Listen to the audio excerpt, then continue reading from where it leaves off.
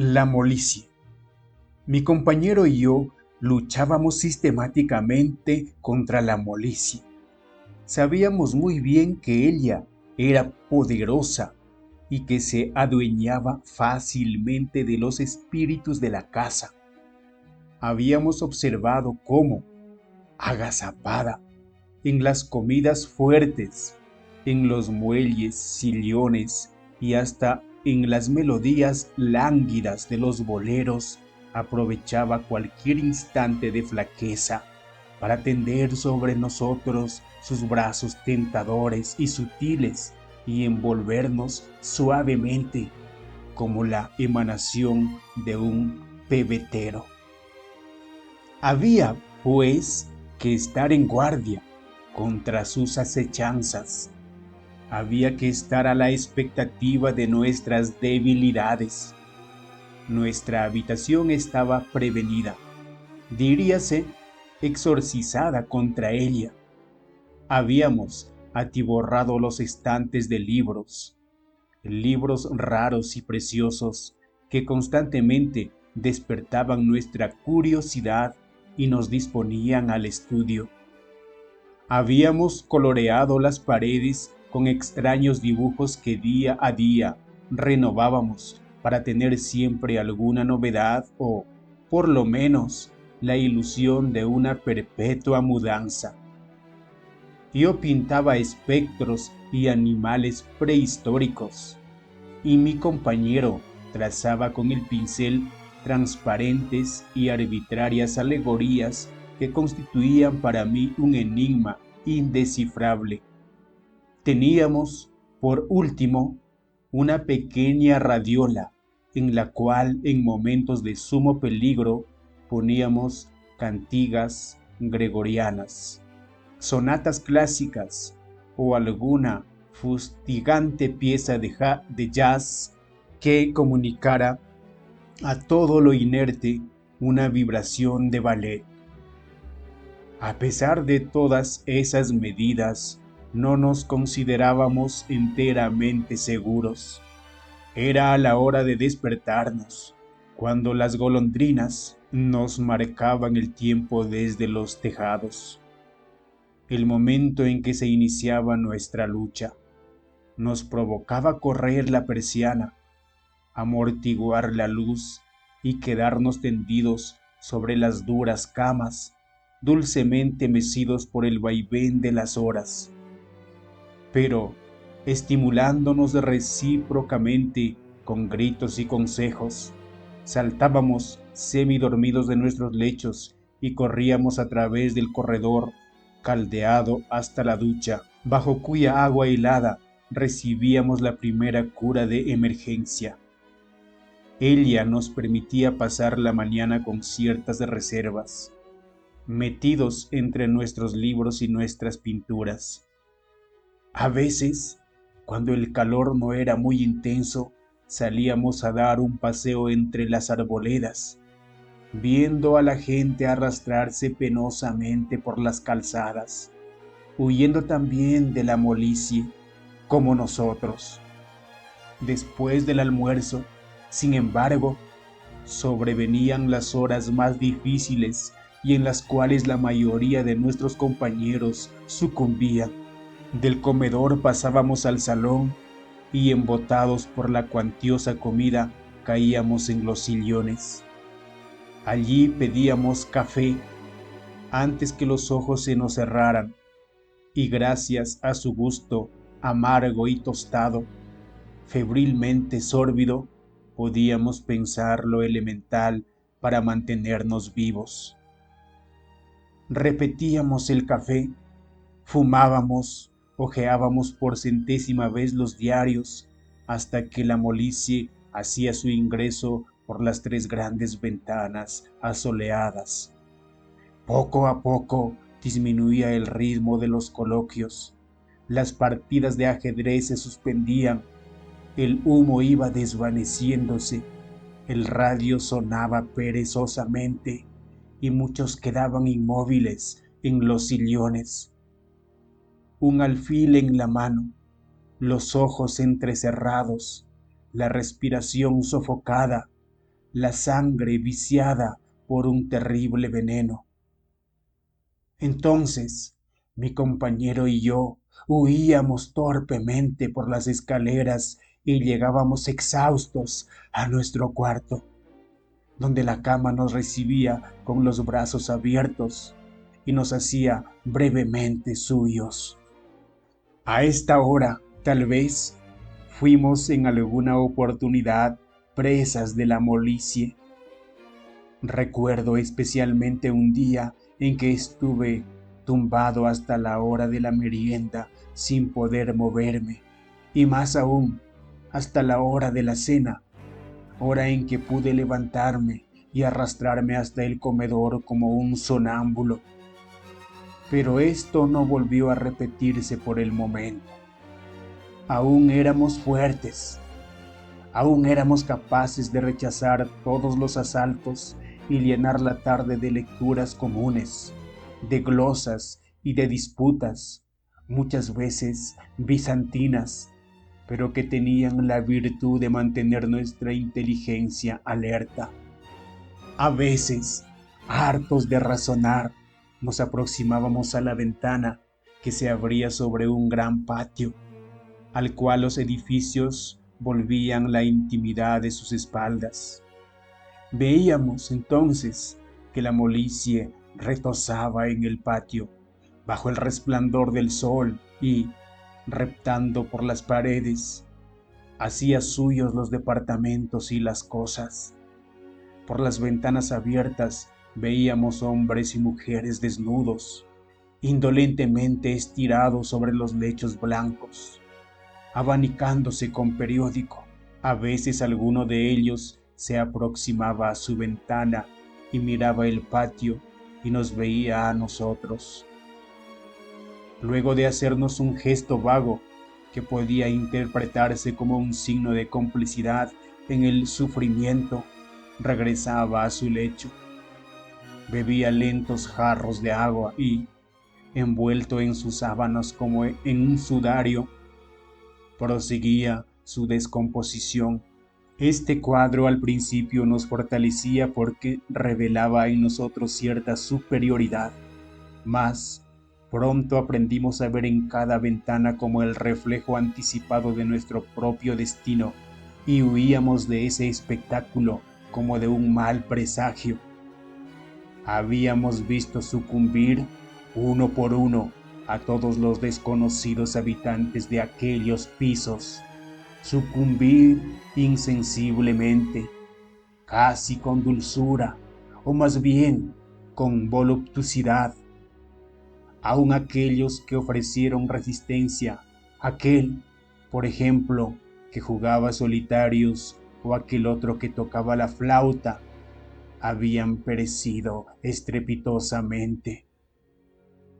La poca gente que disponía de recursos, nosotros no estábamos en esa situación. Se libraban de la molicie, abandonando la ciudad. Cuando se produjeron los primeros casos, improvisaron equipajes y huyeron hacia las sierras nevadas o hacia las playas frescas, latitudes en las cuales no podía sobrevivir el mal. Nosotros, en cambio, teníamos que afrontar el peligro esperando la llegada del otoño para que se extendiera su alfombra de hojas secas sobre los maleficios del estío. A veces, sin embargo, el otoño se retrasaba mucho y cuando llegaban los primeros cierzos, la mayoría de nosotros estábamos incurablemente enfermos, completamente corrompidos para toda la vida. Las 7 de la noche era la hora más benigna. Diríase que la molicie hacía una tregua y abandonando provisionalmente la ciudad, reunía fuerzas en la pradera, preparándose para el asalto final. Este se producía después de la cena, a las 11 de la noche, cuando la brisa crepuscular había cesado y en el cielo brillaban estrellas implacablemente lúcidas. A esta hora eran también, sin embargo, múltiples las posibilidades de evasión. Los adinerados emigraban hacia los salones de fiesta en busca de las mujerzuelas para hallar en el delirio un remedio a su cansancio. Otros se hartaban de vino y regresaban ebrios en la madrugada, completamente insensibles a las sutilezas de la molicie. La mayoría, en cambio, se refugiaba en los cinematógrafos del barrio después de intoxicarse de café. Los preparativos para la incursión al cine eran siempre precedidos de una gran tensión, como si se tratara de una medida sanitaria. Se repasaban los listines, se discutían las películas y pronto salía la gran caravana cortando el aire espeso de la noche. Muchos, sin embargo, no tenían dinero ni para eso y mendigaban plañideramente una invitación o la exigían con amenazas a las que eran conducidos fácilmente por el peligro en que se hallaban. En las incómodas butacas veíamos 3 o 4 cintas consecutivas, con un interés excesivo y que en otras circunstancias no tendría explicación. Nos reíamos de los malos chistes. Estábamos a punto de llorar en las escenas melodramáticas. Nos apasionábamos con héroes imaginarios y había en el fondo de todo ello como una cruel necesidad y una común hipocresía. A la salida frecuentábamos paseos solitarios, aromados por perfumes fuertes, y esperábamos en peripatéticas charlas que el alba plantara su estandarte de luz en el oriente, signo indudable de que la molicie se declaraba vencida en aquella jornada. Al promediar la estación, la lucha se hizo insostenible. Sobrevinieron unos días opacos, con un cielo gris cerrado sobre nosotros como una campana neumática. No corría un aliento de aire y el tiempo detenido husmeaba sórdidamente entre las cosas. En estos días, mi compañero y yo comprendimos la vanidad de todos nuestros esfuerzos. De nada nos valían ya los libros, ni las pinturas, ni los silogismos, porque ellos a su vez estaban contaminados. Comprendimos que la molicie era como una enfermedad cósmica que atacaba hasta a los seres inorgánicos, que se infiltraba hasta en las entidades abstractas, dándoles una blanda apariencia de cosas vivas e inútiles. La residencia, piso por piso, había ido cediendo sus posiciones. La planta inferior, ocupada por la despensa y la carbonería, fue la primera en suspender la lucha. Las materias corruptibles que guardaba, pilas de carbón vegetal, víveres malolientes, fueron presas fáciles del mal. Luego el mal fue subiendo inflexiblemente, como una densa marea que sepultara ciudades y suspendiera cadáveres. Nosotros, que ocupábamos el último piso, organizamos una encarnizada resistencia. Nuestro reducto fue un pequeño y anónimo cantar de gesta. Abriendo los grifos dejamos correr el agua por los pasillos e infiltrarse en las habitaciones. En una heroica salida regresamos cargados de frutas tropicales y de palmas para morder la pulpa jugosa o abanicarnos con las hojas verdes. Pero pronto el agua se recalentó, las palmas se secaron y de las frutas solo quedaron los corazones oxidados. Entonces, desplomándonos en nuestras camas, oyendo cómo nuestro sudor rebotaba sobre las baldosas, decidimos nuestra capitulación. Al principio llevamos la cuenta de las horas. Un campanario repicaba cansadamente muy cerca nuestro. ¿Quién lo tañería? La cuenta de los días, pero pronto perdimos toda noción del tiempo. Vivíamos en un estado de somnolencia torpe, de embrutecimiento progresivo. No podíamos proferir una sola palabra. Nos era imposible hilvanar un pensamiento. Éramos fardos de materia viva, desposeídos de toda humanidad. ¿Cuánto tiempo duraría aquel estado? No lo sé, no podría decirlo.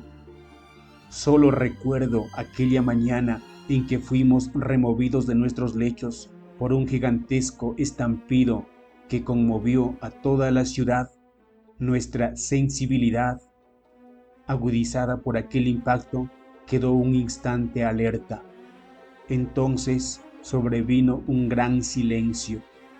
Luego una ráfaga de aire fresco abrió de par en par las ventanas y unas gotas de agua motearon los cristales.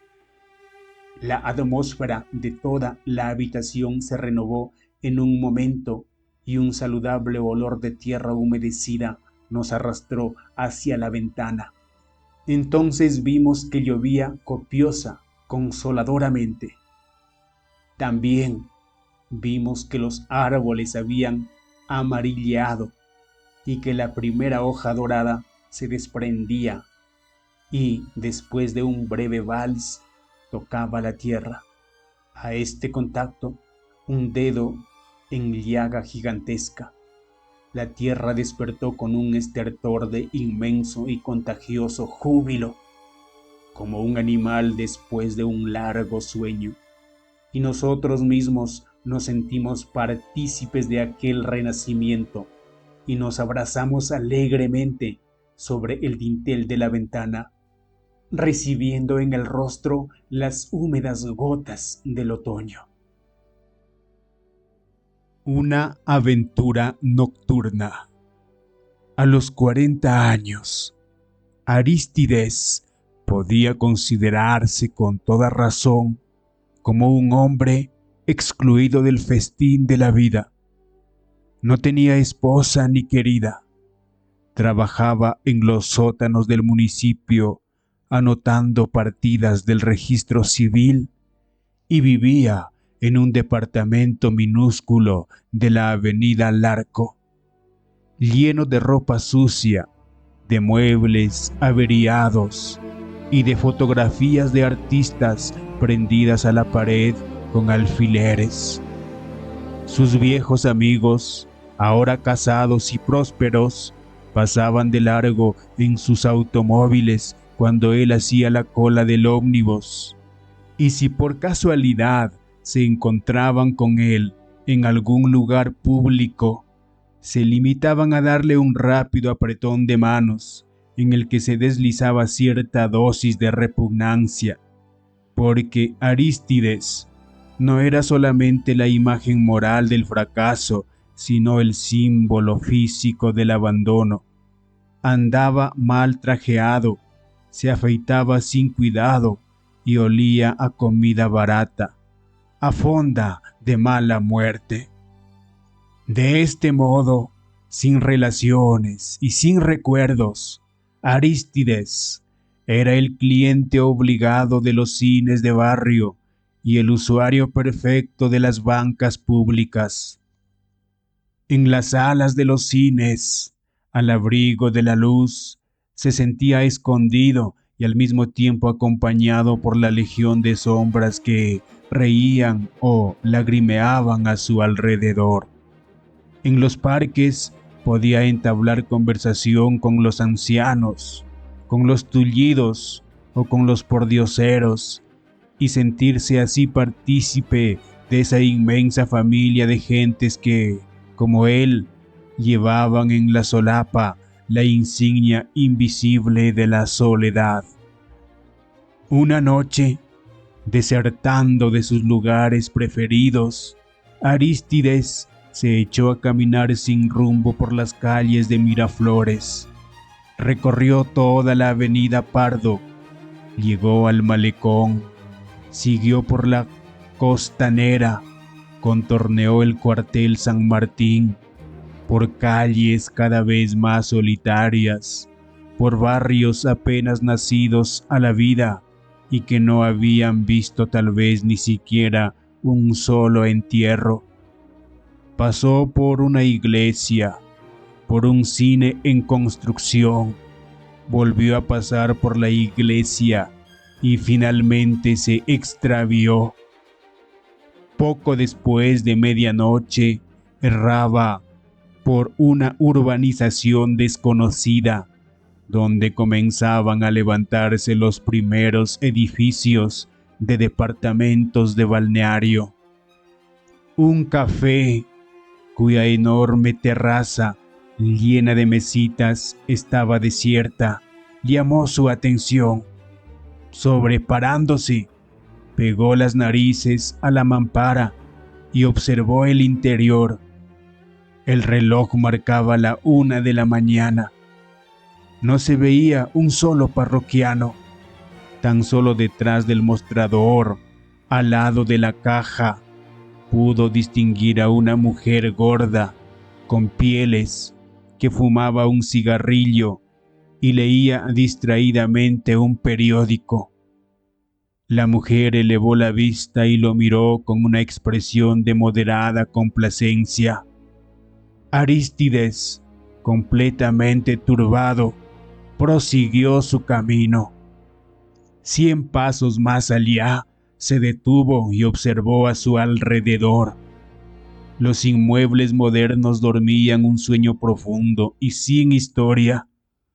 Arístides tuvo la sensación de estar oleando tierra virgen, de vestirse de un paisaje nuevo que tocaba su corazón y lo retocaba de un ardor invencible. Volviendo sobre sus pasos, se aproximó cautelosamente al café. La mujer continuaba sentada y al divisarlo, reprodujo su gesto delicadamente risueño. Arístides se alejó con precipitación. Se detuvo a medio camino. Vaciló. Regresó. Espió nuevamente y empujando al fin la puerta de vidrio, se introdujo hasta ocupar una mesita roja, donde quedó inmóvil, sin levantar la mirada. Allí esperó un momento, no sabía concretamente qué, observando una mosca desalada que se arrastraba con pena hacia el abismo.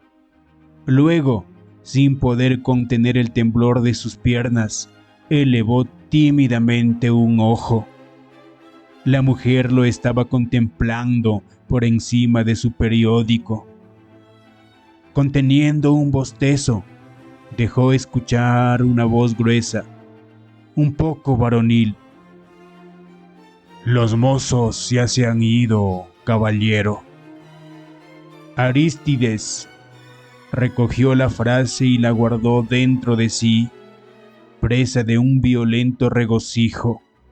Una desconocida le había hablado en la noche, pero de inmediato comprendió que esa frase era una invitación a la partida.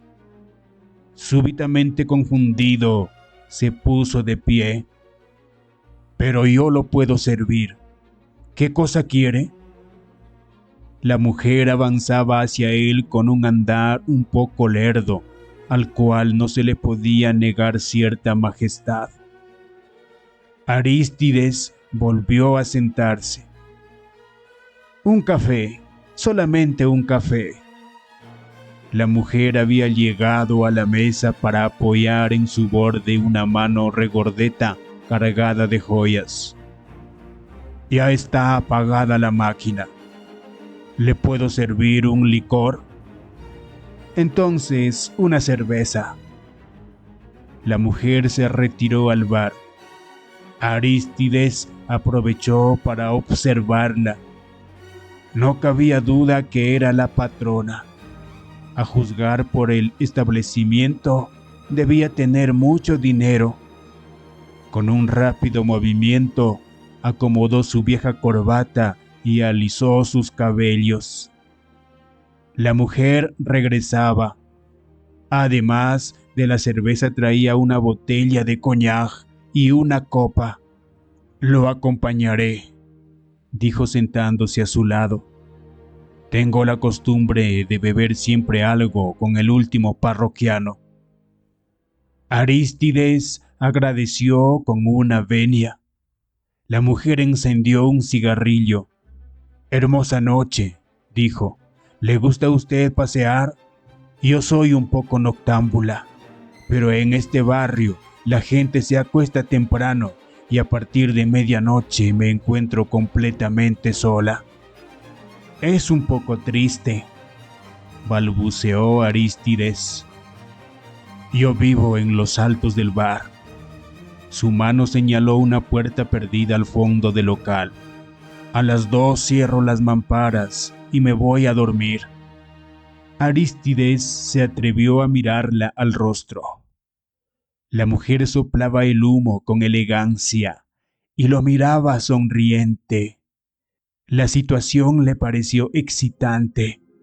De buena gana hubiera pagado su consumo para salir a la carrera, coger al primer transeúnte y contarle esa maravillosa historia de una mujer que en plena noche le hacía avances inquietantes.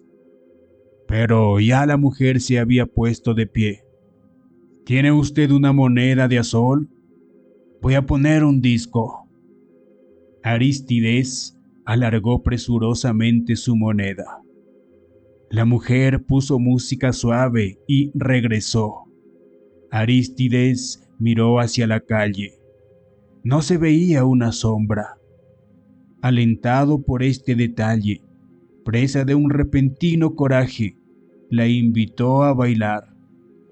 Encantada, dijo la mujer, dejando su cigarrillo en el borde de la mesa y despojándose de su chal de piel para descubrir unos hombros flácidos salpicados de pecas. Solo cuando la tuvo cogida del talle, tieso y fajado bajo su mano inexperta, tuvo la convicción Arístides de estar realizando uno de sus viejos sueños de solterón pobre, tener una aventura con una mujer. Que fuera vieja o gorda era lo de menos. Ya su imaginación la desplumaría de todos sus defectos. Mirando las repisas con botellas que giraban a su alrededor, Arístides se reconciliaba con la vida y, desdoblándose, se burlaba de aquel otro Arístides, lejano ya y olvidado, que temblaba de gozo. Una semana solo porque un desconocido se le acercaba para preguntarle la hora. Cuando terminaron de bailar, regresaron a la mesa. Allí conversaron un momento. La mujer le invitó una copa de coñac. Arístides aceptó hasta un cigarrillo. Nunca fumo, dijo, pero ahora lo hago. No sé por qué. Su frase le pareció banal. La mujer se había echado a reír. Arístides propuso otro baile. Cerraré antes las persianas, dijo la mujer, encaminándose hacia la terraza. Bailaron aún. Arístides observó que el reloj de pared había marcado las 2 horas. A pesar de ello, la mujer no se decidía a retirarse. Esto le pareció un buen augurio e invitó a su vez un coñac. Empezó a sentirse un poco envanecido. Hizo preguntas indiscretas con el objeto de crear un clima de intimidad. Se enteró que vivía sola, que estaba separada de su marido. Le había cogido de la mano. Bueno, dijo la dueña levantándose, es hora de cerrar el bar. Conteniendo un bostezo, se dirigió hacia la puerta. Me quedo, dijo Arístides con un tono imperioso que lo sorprendió. A medio camino, la mujer se volvió. Claro, está convenido, y continuó su marcha. Arístides se tiró de los puños de la camisa, los volvió a esconder porque estaban deshilachados. Se sirvió otra copa, encendió un cigarrillo, lo apagó, lo encendió otra vez. Desde la mesa observaba a la mujer y la lentitud de sus movimientos lo impacientaba. Vio cómo cogía un vaso y lo llenaba hasta el mostrador. Luego hacía lo mismo con un cenicero, con una taza. Cuando todas las mesas quedaron limpias, experimentó un enorme alivio. La mujer se dirigió hacia la puerta y en lugar de cerrarla, quedó apoyada en el marco inmóvil, mirando hacia la calle. ¿Qué hay?, preguntó Arístides. Hay que guardar las mesas de la terraza. Arístides se levantó, maldiciendo entre dientes. Para echarse prosa, avanzó hacia la puerta mientras decía: «Esa es cosa de hombres». Cuando llegó a la terraza, sufrió un sobresalto. Había una treintena de mesas con su respectiva serie de sillas y ceniceros. Mentalmente calculó que en guardar aquello tardaría un cuarto de hora. Si las dejamos afuera, se las roban, observó la patrona. Arístides empezó su trabajo. Primero recogió todos los ceniceros, luego empezó con las sillas. Pero no en desorden, protestó la mujer. Hay que apilarlas bien para que mañana el mozo haga la limpieza. Arístides obedeció. A mitad de su labor sudaba copiosamente. Guardaba las mesas, que eran de hierro y pesaban como caballos. La dueña, siempre en el dintel, lo miraba trabajar con una expresión amorosa. A veces, cuando él pasaba resoplando a su lado, extendía la mano y le acariciaba los cabellos. Este gesto terminó de reanimar a Arístides, por darle la ilusión de ser el marido cumpliendo sus deberes conyugales para luego ejercer sus derechos. «Ya no puedo más», se quejó al ver que la terraza seguía llena de mesas, como si éstas se multiplicaran por algún encanto. «Creí que eras más resistente», respondió la mujer con ironía. Arístides la miró a los ojos. «Valor, que ya falta poco», añadió ella, haciéndole un guiño. Al cabo de media hora, Arístides había dejado limpia la terraza. Sacando su pañuelo se enjugó el sudor. Pensaba si tamaño esfuerzo no comprometería su virilidad. Menos mal que todo el bar estaba a su disposición y que podría reponerse con un buen trago. Se disponía a ingresar al bar cuando la mujer lo contuvo. «Mi macetero, ¿lo vas a dejar afuera?». Todavía faltaba el macetero. Arístides observó el gigantesco artefacto a la entrada de la terraza, donde su vulgar geranio se deshojaba. Armándose de coraje, se acercó a él y lo levantó en peso. Encorvado por el esfuerzo, avanzó hacia la puerta y, cuando levantó la cabeza, comprobó que la mujer acababa de cerrarla.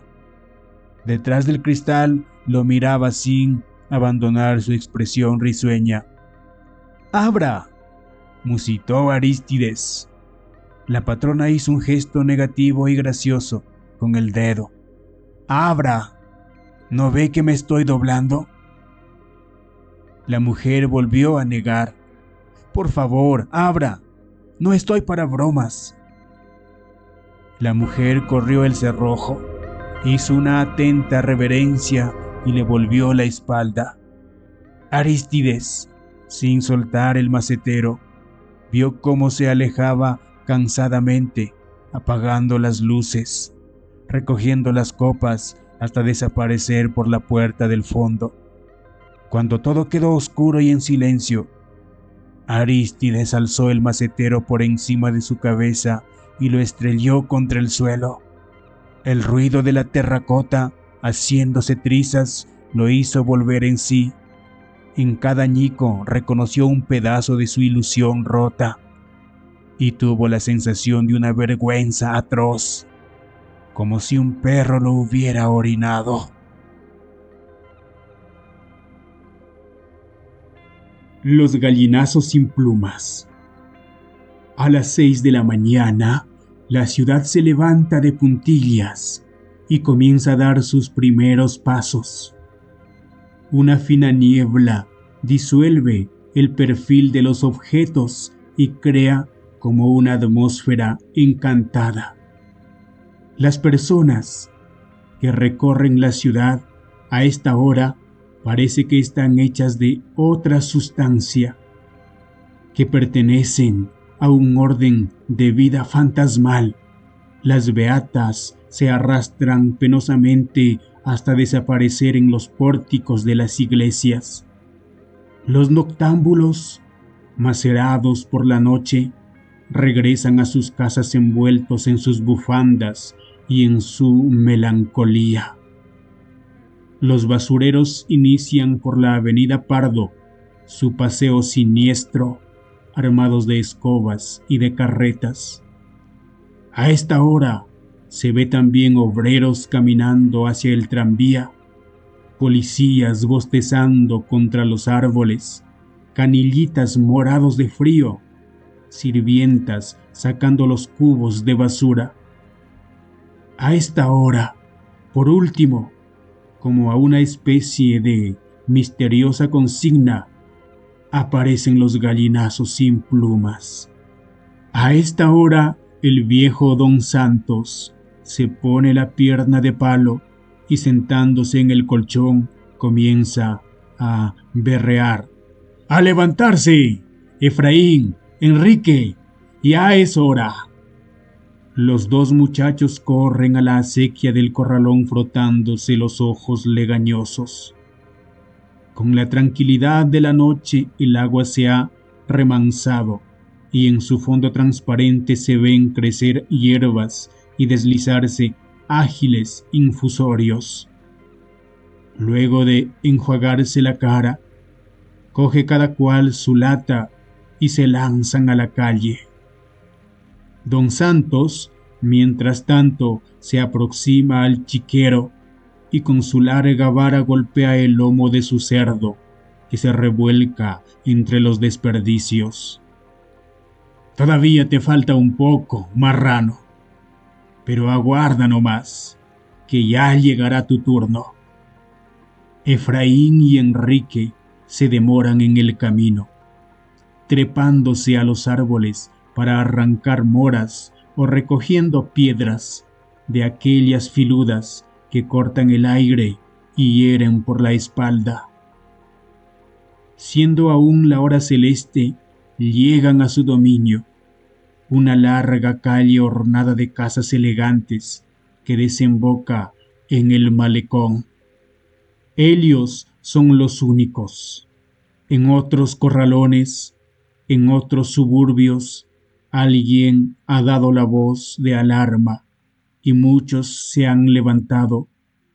Unos portan latas, otros cajas de cartón.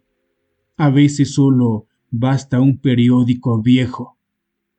Sin conocerse, forman una especie de organización clandestina que tiene repartida toda la ciudad. Los hay que merodean por los edificios públicos, otros han elegido los parques o los muladares. Hasta los perros han adquirido sus hábitos, sus itinerarios, sabiamente aleccionados por la miseria. Efraín y Enrique, después de un breve descanso, empiezan su trabajo. Cada uno escoge una acera de la calle. Los cubos de basura están alineados delante de las puertas. Hay que vaciarlos íntegramente y luego comenzar la exploración. Un cubo de basura es siempre una caja de sorpresas. Se encuentran latas de sardinas, zapatos viejos, pedazos de pan, pericotes muertos, algodones inmundos. A ellos solo les interesan los restos de comida. En el fondo del chiquero, Pascual recibe cualquier cosa y tiene predilección por las verduras ligeramente descompuestas. La pequeña lata de cada uno se va llenando de tomates podridos, pedazos de cebo, extrañas salsas que no figuran en ningún manual de cocina. No es raro, sin embargo, hacer un hallazgo valioso. Un día Efraín encontró unos tirantes con los que fabricó una honda. Otra vez una pera casi buena que devoró en el acto. Enrique, en cambio, tiene suerte para las cajitas de remedios, los pomos brillantes, las escobillas de dientes usadas y otras cosas semejantes que colecciona con avidez. Después de una rigurosa selección regresan la basura al cubo y se lanzan sobre el próximo. No conviene demorarse mucho, porque el enemigo siempre está al acecho. A veces son sorprendidos por las sirvientas y tienen que huir dejando regado su botín.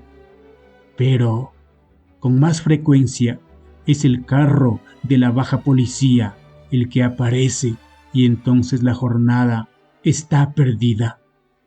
Cuando el sol asoma sobre las lomas, la hora celeste llega a su fin. La niebla se ha disuelto. Las beatas están sumidas en éxtasis. Los noctámbulos duermen. Los canillitas han repartido los diarios. Los obreros trepan a los andamios. La luz desvanece el mundo mágico del alba. Los gallinazos sin plumas han regresado a su nido. Don Santos los esperaba con el café preparado. A ver, ¿qué cosa me han traído? Husmeaba entre las latas, y si la provisión estaba buena, hacía siempre el mismo comentario. Pascual tendrá banquete hoy día, pero la mayoría de las veces estallaba. ¡Idiotas! ¿Qué han hecho hoy día? Se han puesto a jugar seguramente. Pascual se morirá de hambre. Ellos huían hacia el emparrado, con las orejas ardientes de los pescozones, mientras el viejo se arrastraba hasta el chiquero. Desde el fondo de su reducto el cerdo empezaba a gruñir. Don Santos le aventaba la comida. Mi pobre Pascual, hoy día te quedarás con hambre por culpa de esos zamarros. Ellos no te engríen como yo. Habrá que zurrarlos para que aprendan. Al comenzar el invierno, el cerdo estaba convertido en una especie de monstruo insaciable. Todo le parecía poco, y don Santos se vengaba en sus nietos del hambre del animal. Los obligaba a levantarse más temprano, a invadir los terrenos ajenos en busca de más desperdicios. Por último, los forzó a que se dirigieran hasta el muladar que estaba al borde del mar. Allí encontrarán más cosas. Será más fácil además porque todo está junto. Un domingo, Efraín y Enrique llegaron al barranco. Los carros de la baja policía, siguiendo una huella de tierra, descargaban la basura sobre una pendiente de piedras. Visto desde el malecón, el muladar formaba una especie de acantilado oscuro y humeante, donde los gallinazos y los perros se desplazaban como hormigas. Desde lejos los muchachos arrojaron piedras para espantar a sus enemigos. El perro se retiró aullando. Cuando estuvieron cerca sintieron un olor nauseabundo que penetró hasta sus pulmones. Los pies se les hundían en un alto de plumas, de excrementos, de materias descompuestas o quemadas. Enterrando las manos comenzaron la exploración.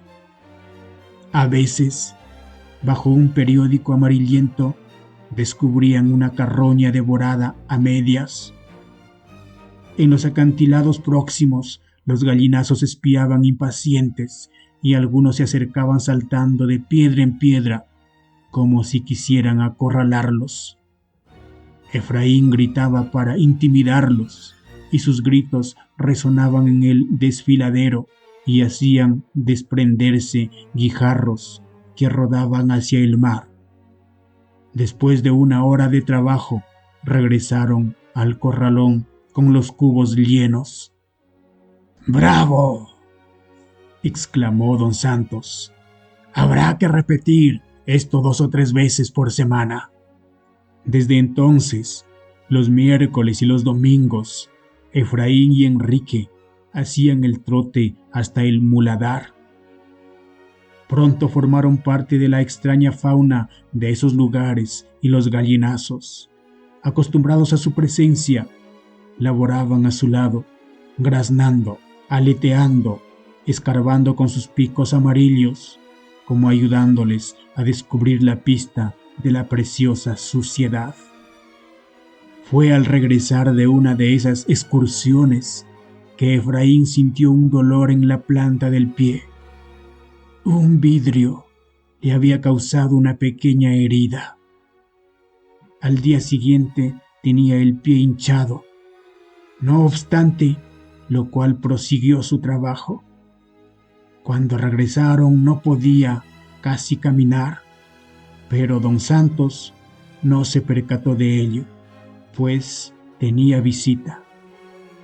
Acompañado de un hombre gordo que tenía las manos manchadas de sangre, observaba el chiquero. «Dentro de 20 o 30 días vendré por acá», decía el hombre. «Para esa fecha creo que podrá estar a punto». Cuando partió, don Santos echaba fuego por los ojos. ¡A trabajar! ¡A trabajar! De ahora en adelante habrá que aumentar la ración de Pascual. El negocio anda sobre rieles. A la mañana siguiente, sin embargo, cuando don Santos despertó a sus nietos, Efraín no se pudo levantar. «Tiene una herida en el pie», explicó Enrique. «Ayer se cortó con un vidrio». Don Santos examinó el pie de su nieto. La infección había comenzado. «Esas son patrañas.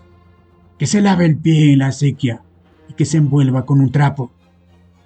«Pero si duele», intervino Enrique. «No puede caminar bien». Don Santos meditó un momento. Desde el chiquero llegaban los gruñidos de Pascual. «¿Y a mí?», preguntó dándose un palmazo en la pierna de palo. «¿Acaso no me duele la pierna? Y yo tengo 70 años y yo trabajo. Hay que dejarse de mañas». Efraín salió a la calle con su lata, apoyado en el hombro de su hermano. Media hora después regresaron con los cubos casi vacíos. «No podía más», dijo Enrique al abuelo. «Efraín está medio cojo». Don Santos observó a sus 2 nietos como si meditara una sentencia.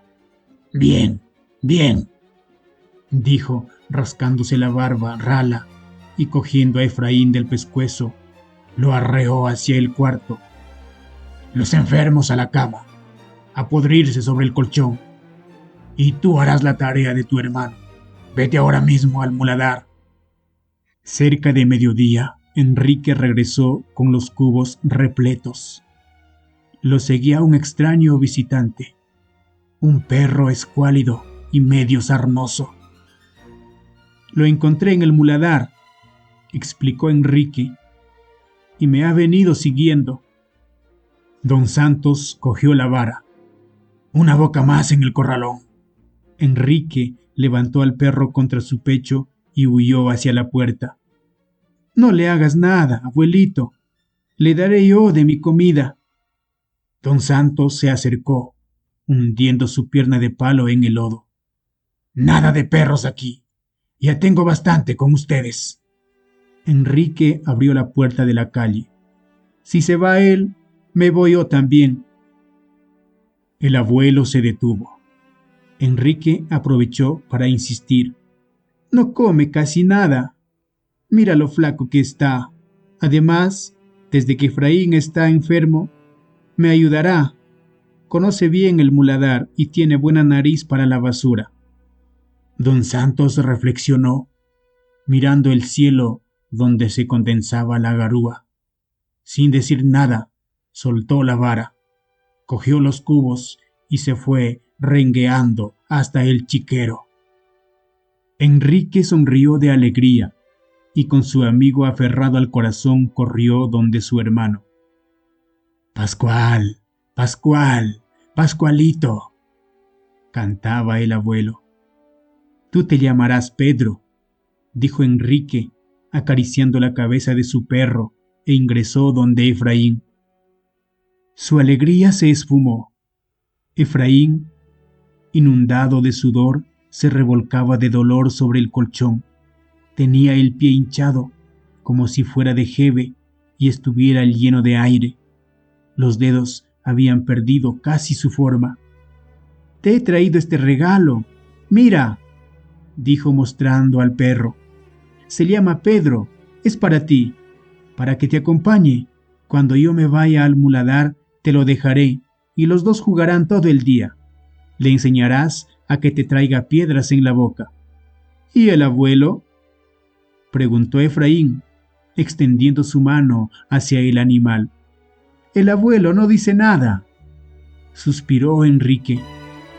Ambos miraron hacia la puerta. La garúa había empezado a caer. La voz del abuelo llegaba.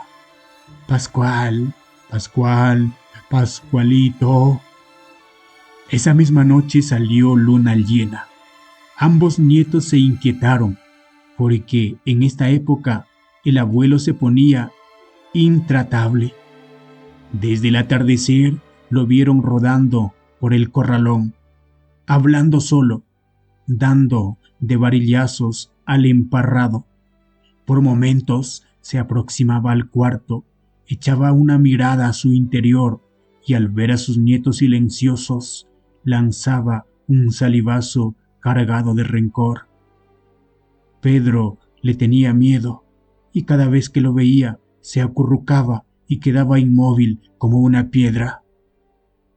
«Mugre, nada más que mugre», repitió toda la noche el abuelo, mirando la luna.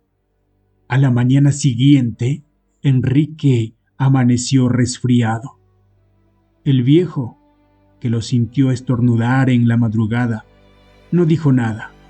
En el fondo, sin embargo, presentía una catástrofe. Si Enrique enfermaba, ¿quién se ocuparía de Pascual? La voracidad del cerdo crecía con su gordura. Gruñía por las tardes con el hocico enterrado en el fango.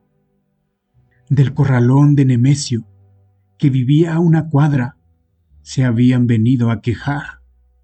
Al segundo día sucedió lo inevitable. Enrique no se pudo levantar.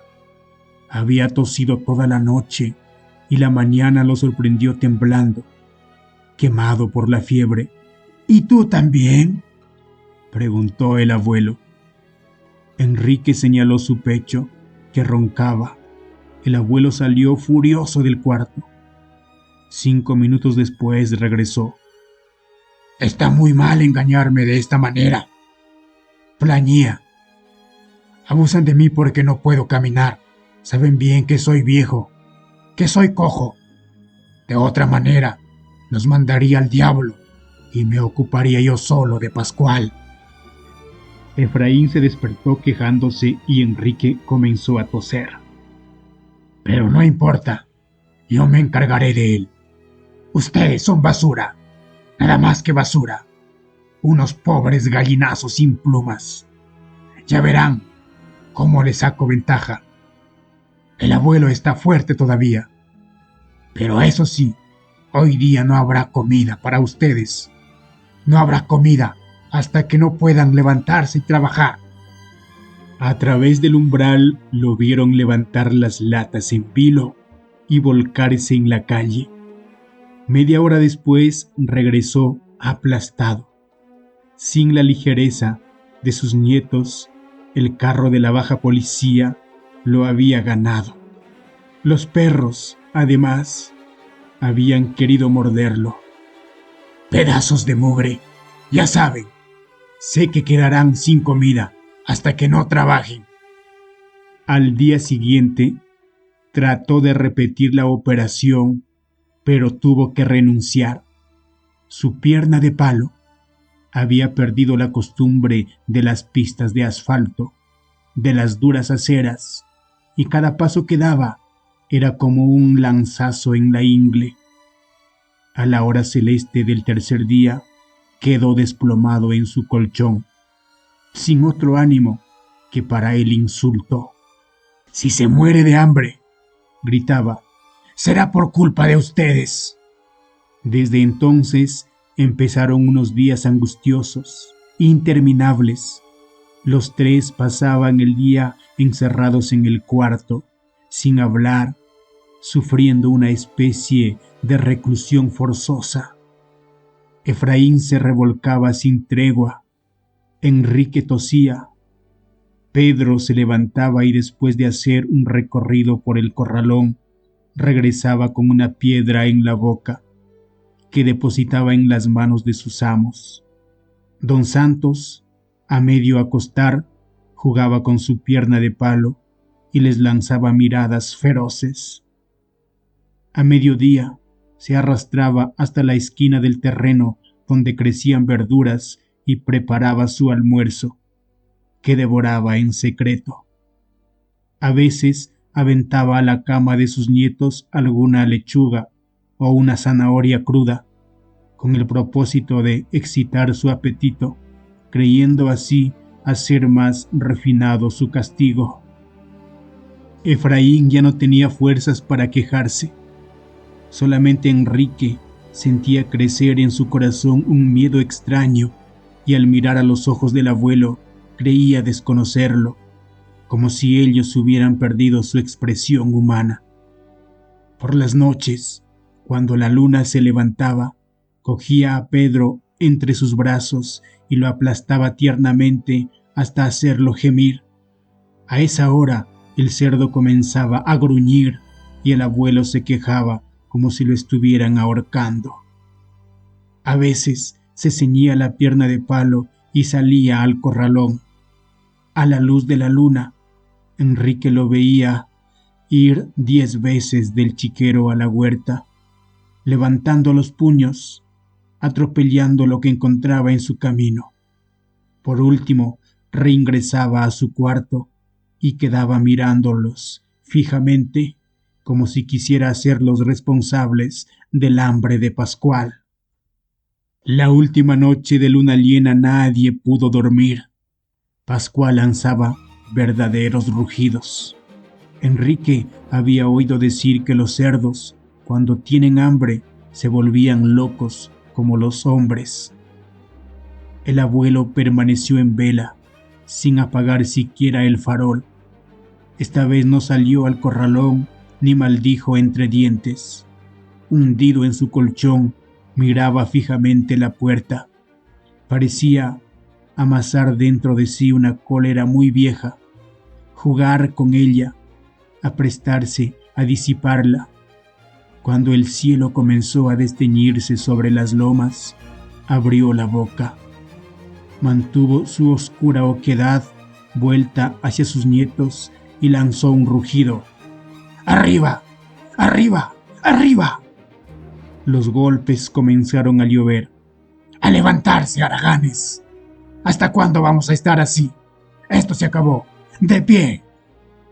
Efraín se echó a llorar. Enrique se levantó, aplastándose contra la pared. Los ojos del abuelo parecían fascinarlo hasta volverlo insensible a los golpes. Veía la vara alzarse y abatirse sobre su cabeza como si fuera una vara de cartón. Al fin pudo reaccionar. A Efraín no, él no tiene la culpa. Déjame a mí solo, yo saldré, yo iré al muladar. El abuelo se contuvo, jadeante. Tardó mucho en recuperar el aliento. Ahora mismo, al muladar, lleva los 2 cubos, 4 cubos. Enrique se apartó, cogió los cubos y se alejó a la carrera. La fatiga del hambre y de la convalecencia lo hacían trastabillar. Cuando abrió la puerta del corralón, Pedro quiso seguirlo. Tú no. Quédate aquí cuidando a Efraín. Y se lanzó a la calle, respirando a pleno pulmón el aire de la mañana.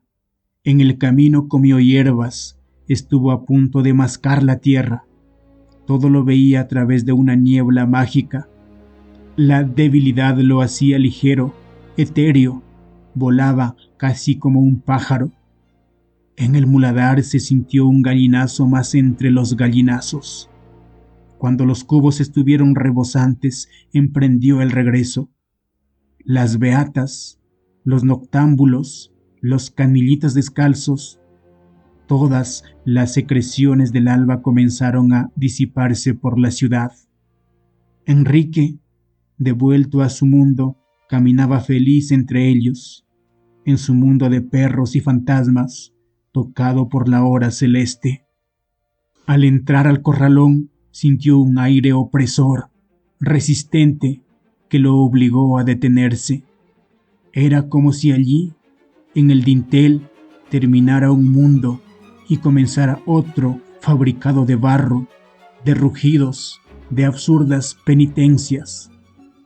Lo sorprendente era, sin embargo, que esta vez reinaba en el corralón una calma cargada de malos presagios, como si toda la violencia estuviera en equilibrio, a punto de desplomarse. El abuelo, parado al borde del chiquero, miraba hacia el fondo. Parecía un árbol creciendo desde su pierna de palo. Enrique hizo ruido, pero el abuelo no se movió.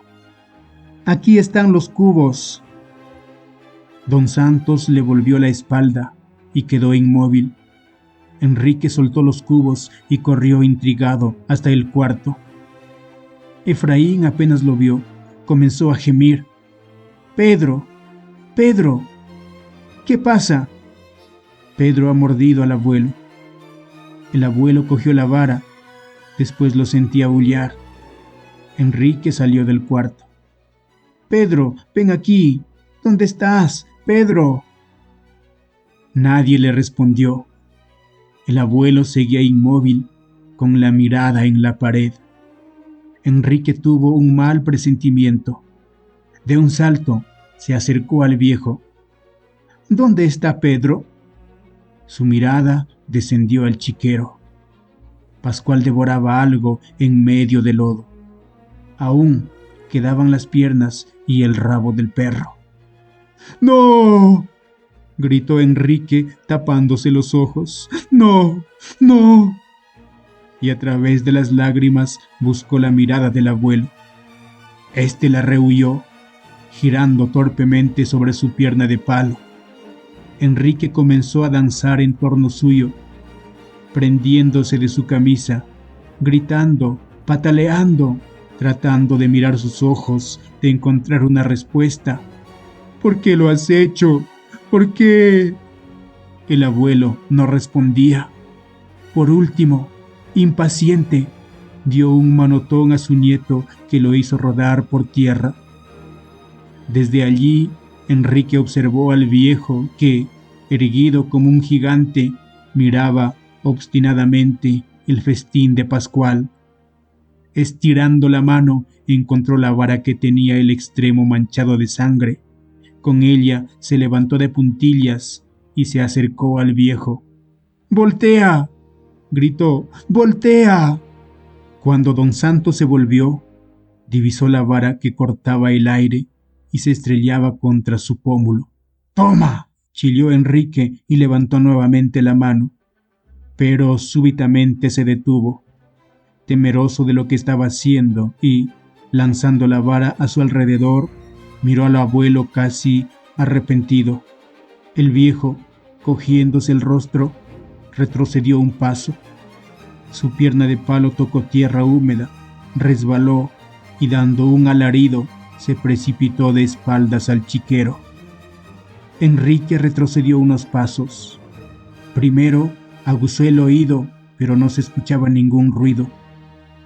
Poco a poco se fue aproximando. El abuelo, con la pata de palo quebrada, estaba de espaldas en el fango.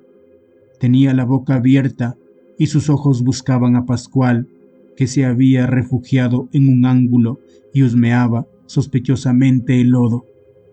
Enrique se fue retirando con el mismo sigilo con que se había aproximado.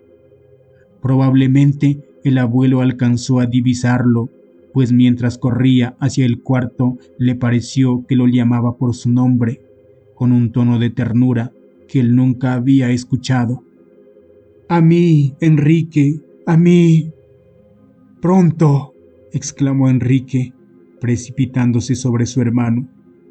«Pronto, Efraín. El viejo se ha caído al chiquero. Debemos irnos de acá». «¿A dónde?», preguntó a Efraín.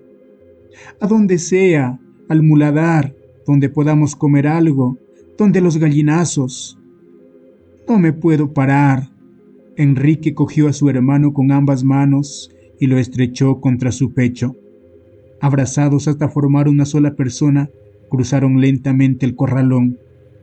Cuando abrieron el portón de la calle, se dieron cuenta que la hora celeste había terminado y que la ciudad, despierta y viva, abría ante ellos su gigantesca mandíbula. Desde el chiquero llegaba el rumor de una batalla. La solución. Bueno, Armando, vamos a ver, ¿qué estás escribiendo ahora? La temida pregunta terminó por llegar. Ya habían acabado de cenar y estaban ahora en el salón de la residencia barranquina, tomando el café. Por la ventana entreabierta se veían los faroles del malecón y la niebla invernal que subía de los acantilados. «No te hagas el desentendido», insistió Oscar. «Ya sé que a los escritores no les gusta a veces hablar de lo que están haciendo, pero nosotros somos de confianza. Danos esa primicia». Armando carraspeó. Miró a Berta, como diciéndole: «Qué pesados son nuestros amigos», pero finalmente encendió un cigarrillo y se decidió a responder: «Estoy escribiendo un relato sobre la infidelidad. Como verán ustedes, el tema no es muy original. Se ha escrito tanto sobre la infidelidad. Acuérdense de Rojo y Negro, Madame Bovary, Ana Karenina, para citar solo obras maestras. Pero, precisamente, yo me siento atraído por lo que no es original, por lo ordinario, por lo trillado. Al respecto, he interpretado a mi manera una frase de Claude Monet: «El tema es para mí indiferente, lo importante son las relaciones entre el tema y yo». Berta, por favor, ¿por qué no cierras la ventana? Se nos está metiendo la neblina. Como preámbulo no está mal, dijo Carlos. Vamos ahora al grano. A eso voy. Se trata de un hombre que sospecha de pronto que su mujer lo engaña. Digo de pronto, pues en 20 o más años de casados nunca le había pasado esta idea por la cabeza.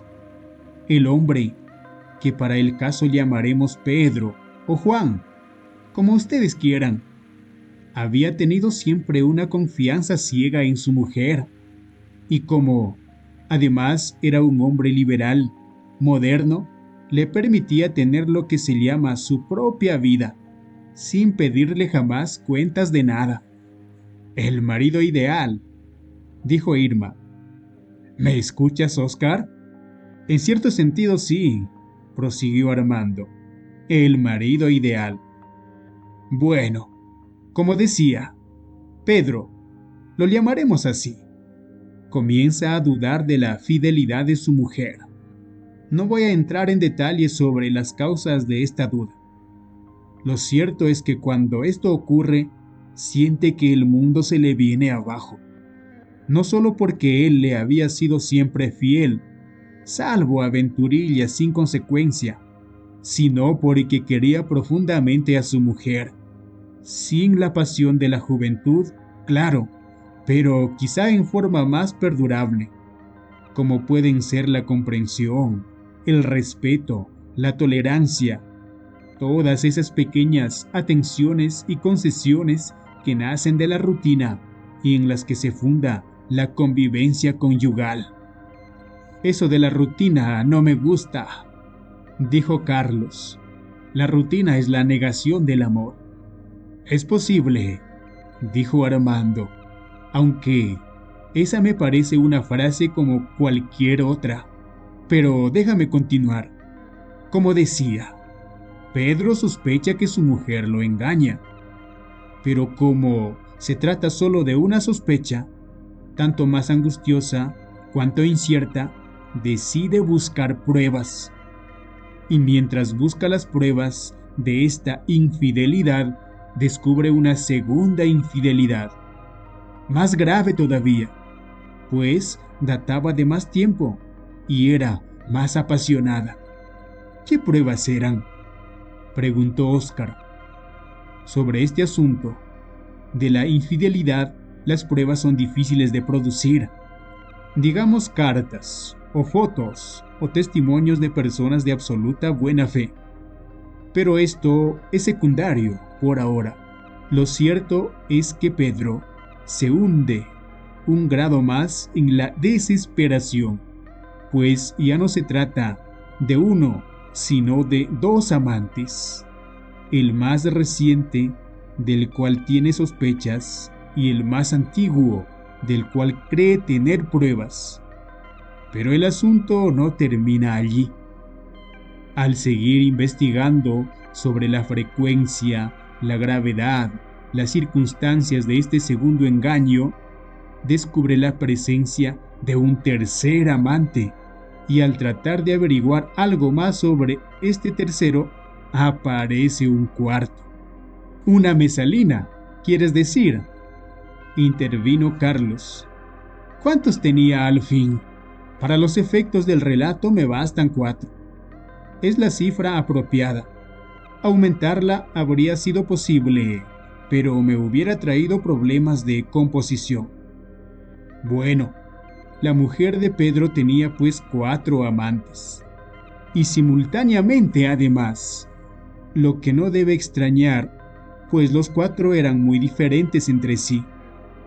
Uno bastante menor que ella, otro mayor, uno muy culto y fino, otro más bien ignorante, de modo que satisfacían diversas apetencias de su carne y de su espíritu.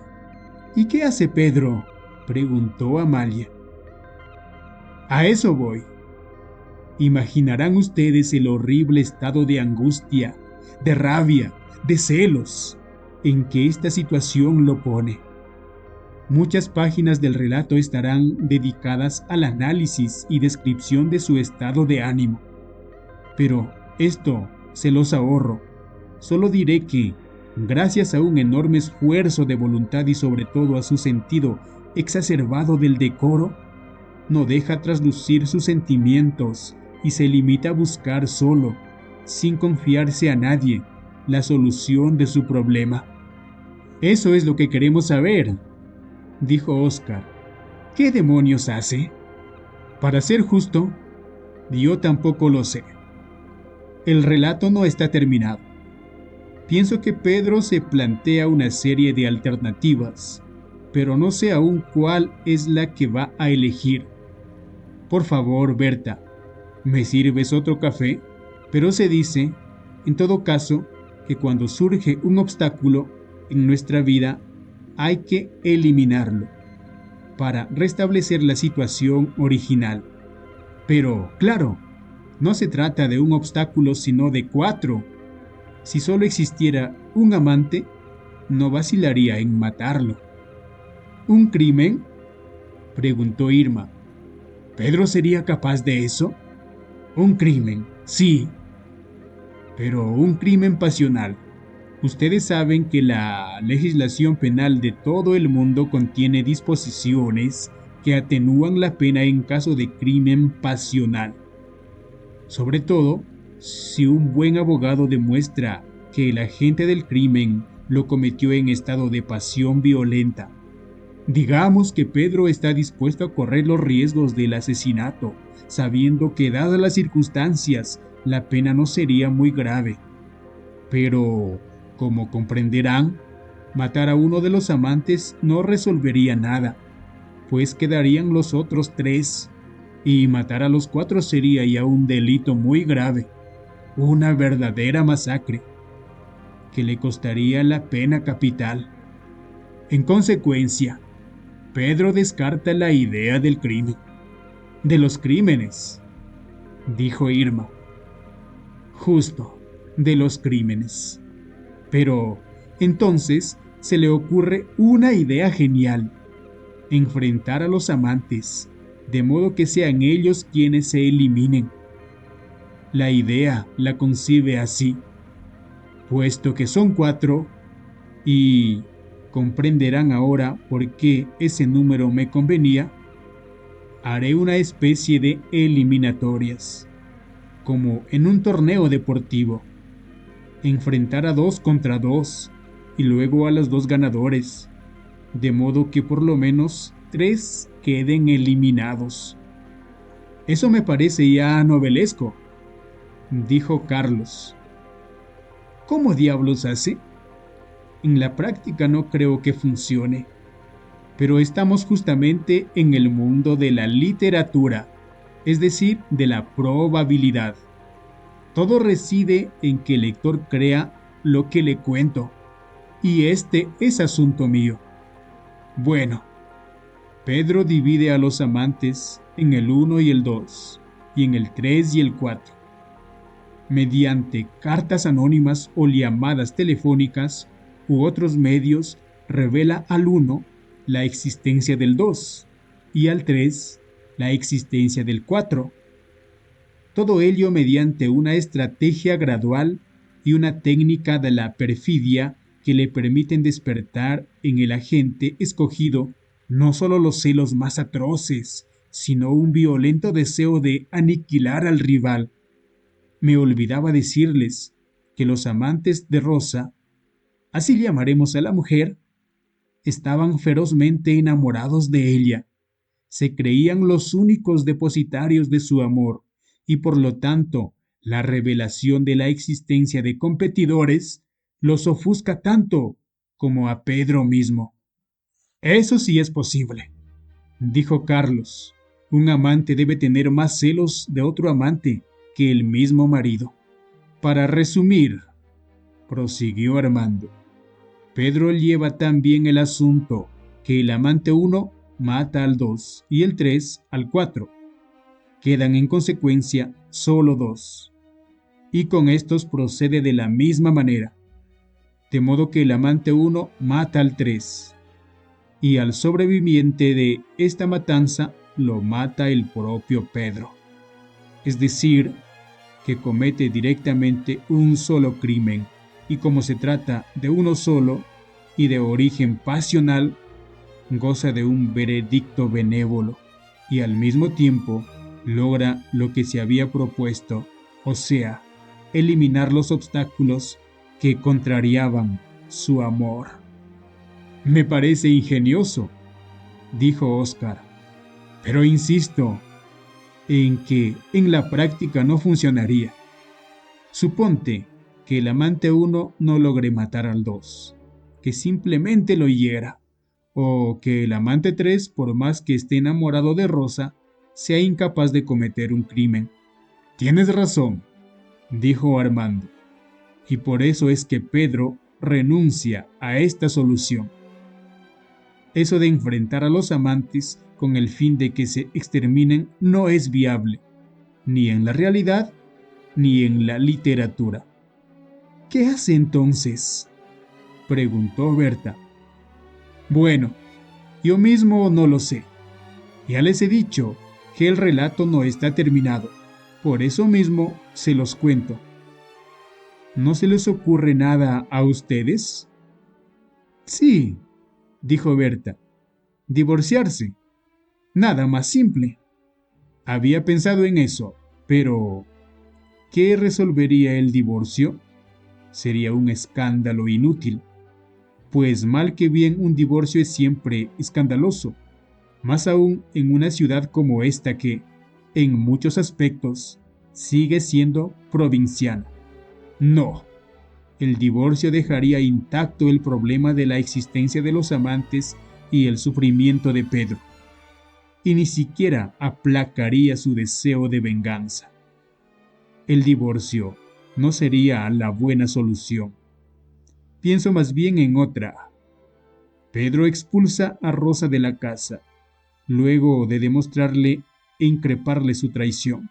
La pone en la calle brutalmente, con todos sus bártulos o sin ellos.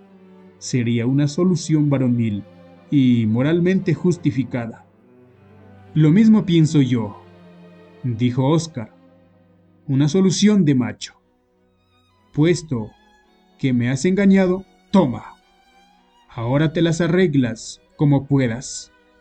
El asunto no es tan simple, continuó Armando, y creo que Pedro tampoco elegiría esta solución. La razón principal es que expulsar a su mujer le sería prácticamente insoportable, puesto que lo que él desea es retenerla. Expulsarla sería hacerla aún más dependiente de sus amantes, arrojarla a sus brazos y alejarla más de sí. No, la expulsión del hogar, si bien posible, no resuelve nada. Pedro piensa que lo más sensato sería más bien lo contrario. ¿Qué entiendes tú por contrario?, preguntó Irma.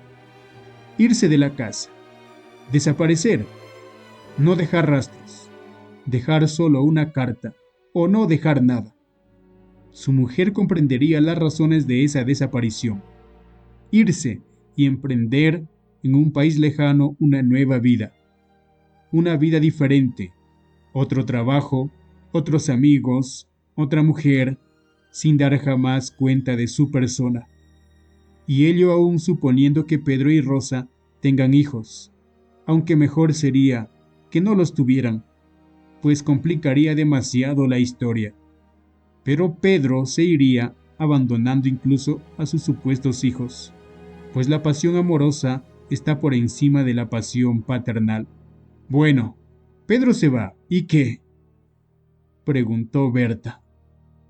Pedro se va, Berta, no se va, porque irse tampoco es la buena solución. ¿Qué ganaría con irse? Nada. Perdería más bien todo.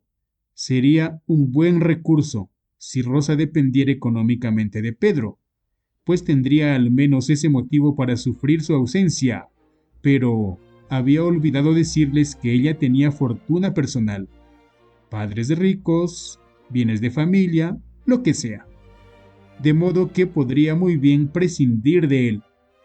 Aparte de ello, Pedro ya no es un mozo, y le sería difícil emprender una nueva vida en un país nuevo. Obviamente, la fuga beneficiaría solo a su mujer, la que se vería desembarazada de Pedro, estrecharía sus relaciones con sus amantes y podría tener todos los otros que le viniera en gana. Pero la razón principal es que Pedro así lograra instalarse y prosperar en una ciudad lejana y, como se dice, rehacer su vida, viviría siempre atormentado por el recuerdo de su mujer infiel y por el gozo que seguiría procurando y obteniendo del comercio con sus amantes. Es verdad, dijo Amalia, eso de desaparecer me parece un disparate. Pero este recurso de la fuga tiene una variante, empalmó Armando. Una variante que me seduce. Digamos que Pedro no desaparece sin dejar rastros, sino que simplemente se muda a otra casa luego de una serena explicación con su mujer y una separación amigable. ¿Qué puede pasar entonces? Algo que me parece posible, al menos teóricamente. Pero esto requiere cierto desarrollo. ¿Me permiten? Yo pienso que los amantes son raramente superiores a los maridos. No solo intelectual o moral o humanamente, sino hasta sexualmente hablando. Lo que sucede es que las relaciones del marido con la mujer están contaminadas, viciadas y desvalorizadas por lo cotidiano. En ellas interfieren cientos de problemas que nacen de la vida conyugal y que son motivo de constantes discrepancias, desde la forma de educar a los hijos, cuando los hay, hasta las cuentas por pagar, los muebles que es necesario renovar, lo que se debe cenar en la noche, en fin, las visitas que es necesario hacer o recibir, añadió Oscar. Exacto. Estos problemas no existen en las relaciones entre la mujer y el amante, pues sus relaciones se dan exclusivamente en el plano del erotismo. La mujer y el amante se encuentran solo para hacer el amor, con exclusión de toda otra preocupación. El marido y la mujer, en cambio, llevan a casa y confrontan a cada momento la carga de su vida en común, lo que impide o dificulta el contacto amoroso. Por ello digo que si el marido se va de la casa, desaparecerían las barreras que se interponen entre él y su mujer, lo que dejaría el campo libre para una relación placentera. En fin, lo que quiero decir es que la separación amigable tendría para Pedro la ventaja de endosar a los amantes los problemas cotidianos con todo lo que esto trae de perturbador y de destructor de la pasión amorosa. Pedro, al alejarse de su mujer, se acercaría en realidad a ella, pues los amantes terminarían por asumir el papel del marido y él, el de amante, al convivir más estrechamente con los amantes. Gracias a la partida de Pedro y al ver a este solo ocasionalmente, la situación se invertiría y en adelante irían a los amantes las espinas y al marido las rosas. Es decir, rosa donde Pedro. Todo eso me parece muy elocuente y bien dicho, intervino Oscar. Invertir los papeles, gracias a una retirada estratégica, no está mal. ¿Qué les parece a ustedes? A mi juicio es el mejor recurso. Pero no lo es, dijo Armando. Y créanme que me molesta que no lo sea. Un autor, por más frío y objetivo que quiera ser, tiene siempre sus preferencias. Sería maravilloso que las cosas pudieran ocurrir así, preservar la condición de marido y ser al mismo tiempo el amante. Pero en esta solución hay una o varias fallas. La principal, en todo caso, es que Rosa ya está probablemente cansada de Pedro y no puede soportarlo ni de cerca ni de lejos, ni como marido ni como amante. Todo lo que se relaciona con él está impregnado de las escorias de su vida en común, de modo que, por más que no vivieran juntos, le bastaría verlo para que resurgieran en su espíritu todos los fantasmas de su experiencia doméstica.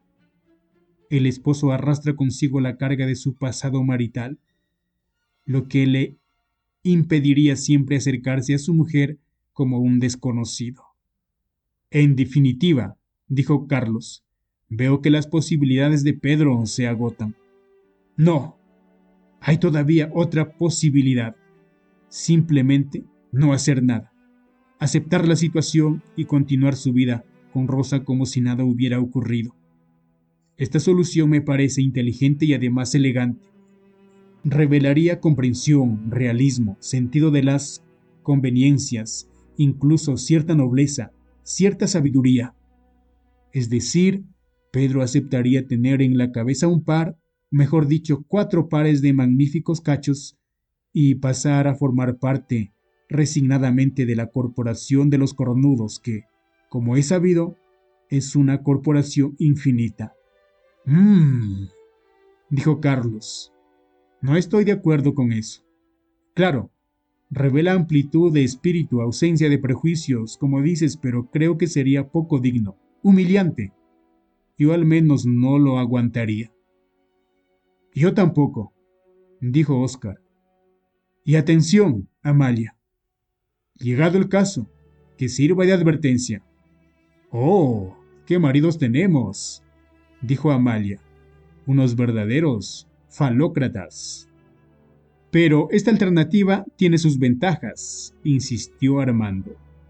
La principal es que, al aceptar la situación, Pedro mantendría a su mujer a su lado, una mujer que lo engaña. Es cierto, y que carnal y espiritualmente pertenece a otros, pero que al fin está allí, a su alcance, y de la cual puede recibir esporádicamente un gesto errante de cariño. Conservaría no su cuerpo ni su alma, pero sí su presencia, y esto me parece una maravillosa prueba de amor. De parte de él, una prueba digna de quitarse el sombrero. Sombrero que no podría calarse Pedro en su adornadísima cabeza, dijo Oscar. No, evidentemente. No me parece bien eso de aceptar la situación. Consentir, en este caso, es disminuirse como hombre, como marido. Es posible, dijo Armando, pero sigo pensando que sería una solución ponderada y que requiere cierta grandeza de alma. Es preferible quizás ser infeliz al lado de la mujer querida que dichoso lejos de ella.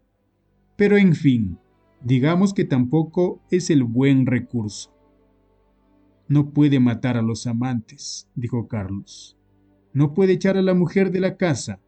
No puede tampoco desaparecer, ni divorciarse, ni acomodarse a la situación. ¿Qué le queda entonces? Hay que reconocer que tu personaje se encuentra metido en un menudo lío. Hay todavía otro recurso, dijo Armando. Un recurso directo, limpio, suicidarse. Irma, Amalia y Berta protestaron al unísono. Ah, no, dijo Irma. Nada de eso. Pobre Pedro, la verdad es que me cae simpático. ¿Y a ti, Berta? Tú que tienes influencia sobre Armando, convéncelo para que no lo mate. No creo que lo mate, dijo Berta. El relato se convertiría en un vulgar melodrama. Y además, Pedro es demasiado inteligente para suicidarse. No sé si será inteligente o no, dijo Oscar. Después de todo, es una suposición tuya. Pero la situación es tan enredada que lo mejor sería pegarse un tiro. ¿No crees, Armando? ¿Un tiro?, repitió Armando. Sí. Pero, ¿qué resolvería esto? Nada. No creo que el suicidio sea lo indicado. Y no porque se trate de un desenlace melodramático, como dice Berta. A mí me encanta el melodrama y pienso que nuestra vida está hecha de sucesivos melodramas. Lo que ocurre es que esta solución sería tan mala como la de desaparecer sin dejar rastros, con el agravante de que se trataría de una desaparición sin posibilidad de regreso. Si Pedro se va de la casa, le queda la esperanza del retorno y hasta de la reconciliación. Pero, si se suicida, es verdad, dijo Carlos. Yo prefiero tener siempre en el bolsillo mi ticket de regreso. Pero tampoco es una solución absurda. Si Pedro se suicida, se borra del mundo. Borra también a Rosa, a sus amantes, es decir, borra su problema, lo que es una manera de resolverlo. No te falta razón, dijo Armando. Y yo voy a reconsiderar esta hipótesis. Aunque entre resolver un problema y eludirlo hay una gran diferencia. Y además, ¿quién sabe? A lo mejor el dolor de Pedro es tan grande que lo perseguiría más allá de la muerte. En buena cuenta tu personaje está refregado, bostezó Oscar. Veo que no has encontrado una solución a tu historia. Pero nuestra historia es que ya pasó la medianoche y mañana trabajamos. Y nosotros sí tenemos una solución. Irnos al tiro. Espera, dijo Armando. Me había olvidado de otra posibilidad. ¿Todavía hay otra?, preguntó Berta. Y una de las más importantes. En realidad debería haberla mencionado al comienzo. También es posible que Pedro llegue a la conclusión de que Rosa no le es infiel, que todas las pruebas que ha reunido son falsas. Ustedes saben bien, tratándose de un asunto como este, la única prueba plena es el flagrante delito. Todo lo demás, cartas, fotos, testimonios, son recusables. Puede haber error de interpretación, puede tratarse de documentos apócrifos o falsificados, de testimonios malévolos, en fin, de circunstancias que se prestan a una acusación sin fundamento. Y la verdad es que Pedro no tiene la prueba plena. Acabáramos, dijo Oscar. Debías haber empezado por allí. Nos has tenido dándole vueltas a un problema que en realidad no existía. ¿Nos vamos, Irma? ¿No quieren un coñac? ¿Una menta?, preguntó Berta. Gracias, dijo Carlos. La historia de Armando nos ha divertido, pero Oscar tiene razón. Ya es tarde.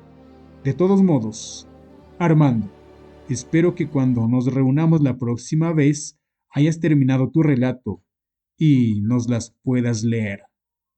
Oh, dijo Armando, los relatos que más nos interesan son por lo general aquellos que nunca podemos concluir, pero esta vez haré un esfuerzo para terminarlo, y con la buena solución. ¿Nos traes nuestras cosas, Berta?, dijo Amalia. Yo se las traigo, dijo Armando. Póngase de acuerdo con Berta para la próxima reunión. Armando se retiró hacia el interior, mientras Berta y las dos parejas se despedían. ¿Dónde sería la próxima cena? ¿Dónde Oscar? ¿Dónde Carlos? ¿Dentro de 15 días? ¿Dentro de un mes? Un ruido seco, perentorio, llegó del fondo de la casa. Quedaron paralizados. Se diría un tiro, dijo Oscar.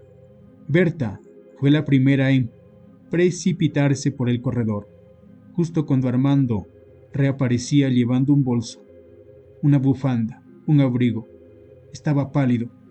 Curioso, dijo. Estas son las coincidencias que a uno lo desconciertan. Al buscar una pastilla en mi mesa de noche, desplacé mi revólver y no sé cómo salió un tiro. Atravesó el cajón de la mesa y rebotó contra la pared. Buen susto nos has dado, dijo Oscar. Es así como ocurren los accidentes. Es por eso que yo jamás tengo armas a la mano. Pon un poco más de atención, otra vez. Bah, dijo Armando. Tampoco hay que exagerar. Después de todo, no ha pasado nada. Los acompaño hasta la puerta. El malecón seguía brumoso. Armando esperó que los autos arrancaran y, entrando a la casa, corrió el picaporte y regresó a la sala. Berta llevaba a la cocina los ceniceros sucios. Ya mañana la muchacha pondrá orden aquí. Estoy muy cansada ahora. Yo, en cambio, no tengo sueño. La conversación me ha dado nuevas ideas. Voy a trabajar un momento en mi relato. ¿No me has dicho qué te pareció? Por favor, Armando, te digo que estoy cansada. Mañana hablaremos de eso. Berta se dirigió y Armando se dirigió a su escritorio. Largo rato estuvo revisando su manuscrito, tarjando, añadiendo, corrigiendo. Al fin apagó la luz y pasó al dormitorio. Berta dormida de lado, su lámpara del velador encendida. Armando observó sus rubios cabellos extendidos sobre la almohada, su perfil, su delicioso cuello, sus formas que respiraban bajo el edredón. Abriendo el cajón de su mesa de noche sacó su revólver y, estirando el brazo, le disparó un tiro en la nuca.